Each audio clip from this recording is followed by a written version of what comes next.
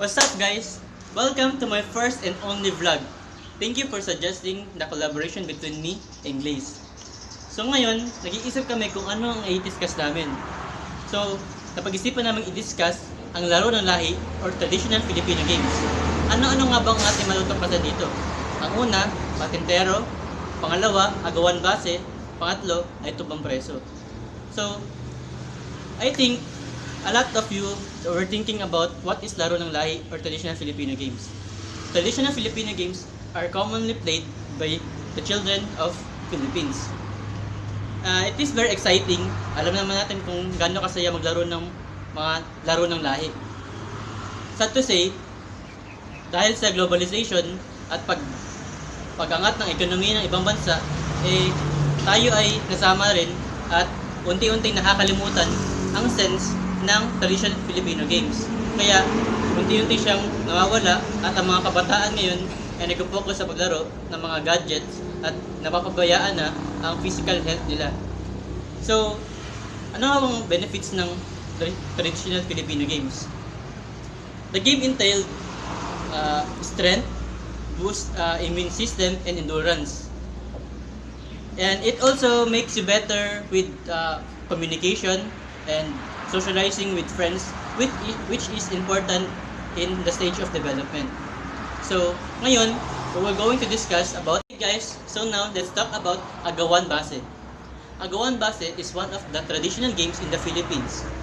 It literally means capturing the base. If you haven't played it during your childhood days, you must really have missed the fun. It is a running game and often played during recess or right after the class in an open grassy field where everybody could run and chase freely. It doesn't matter if you are an adult as long as you enjoyed it. Description of the game. Agawan base is played by 2 teams and a minimum of 3 players for each team. The bases is usually marked by digging a shallow hole about 10 in diameter and place something like beach sandals, shirt, or towel or anything to make the base visible for other players. Goal of the game.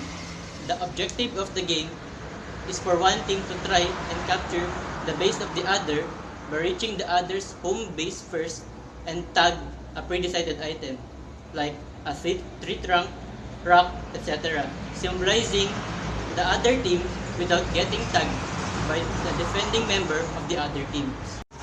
Terms to be familiarized. Number 1, PO or prisoner, HQ or headquarters, home base or safety zone.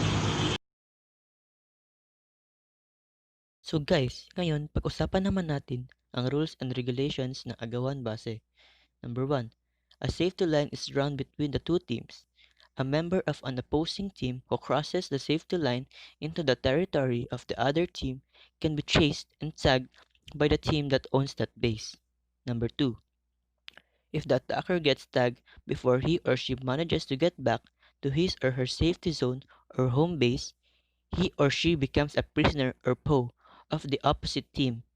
Number 3, he or she can be rescued by his or her teammates if one of his or her teammates manage to get close to the base and tag the PO or prisoner without getting tagged himself or herself with the guard or one of the defenders in the opposing team. Hi guys, it's Glaze. Now, I'm going to talk about patentero. Patentero is derived from the Spanish word tinte, which means tint or ink, in reference to the draw lines. Another name for it is tubigan or tubiganay or tubig, which means water game, due to the fact that the grid lines are also commonly drawn by getting the ground wet.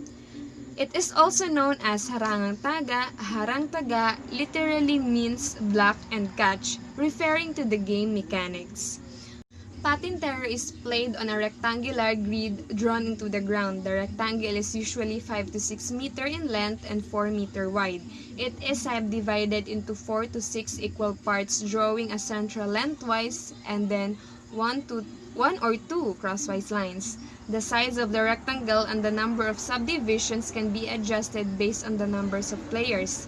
The individual squares in the grid must be large enough that someone can stay in the middle without being reach of someone that is standing on the lines. Runners can cross at any time to any adjacent square.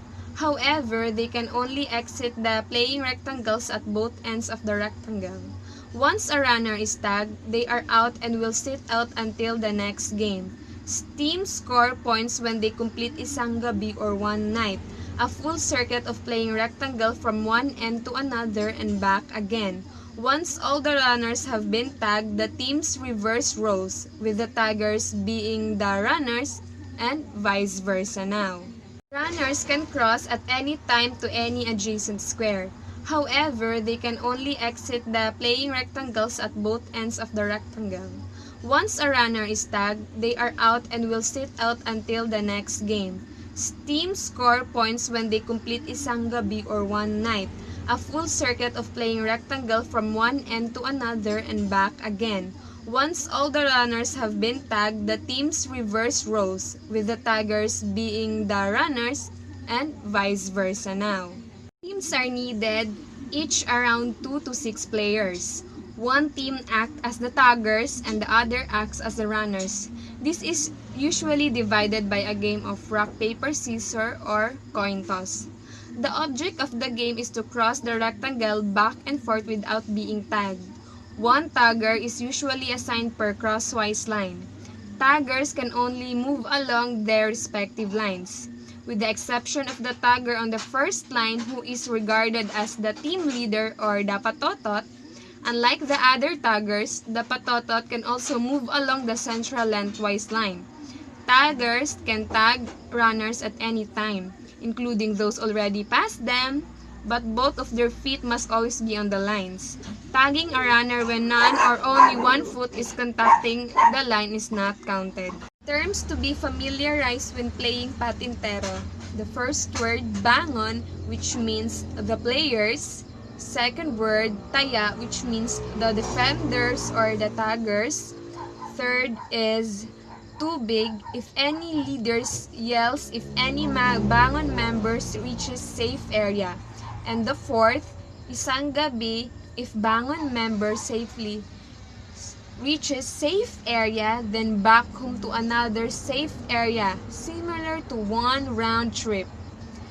The materials or equipment needed when playing patintero is charcoal or chalk or water to draw the line, and flat ground for playing area.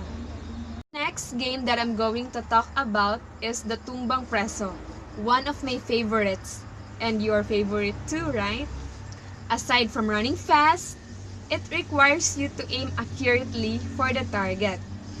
Tumbang preso is a traditional Filipino children's game. It is usually played in backyards, parks, or even the streets when there is a little vehicular. Tumbang preso is one of the most popular Filipino games. The it is a guarding a can with his slipper on top, and the other players must knock down his slipper off the can. The it can only tag a player when his tin is not in its upright position. The knocking down of the can is a way for the other players to recover and go back to the base without being easily tagged.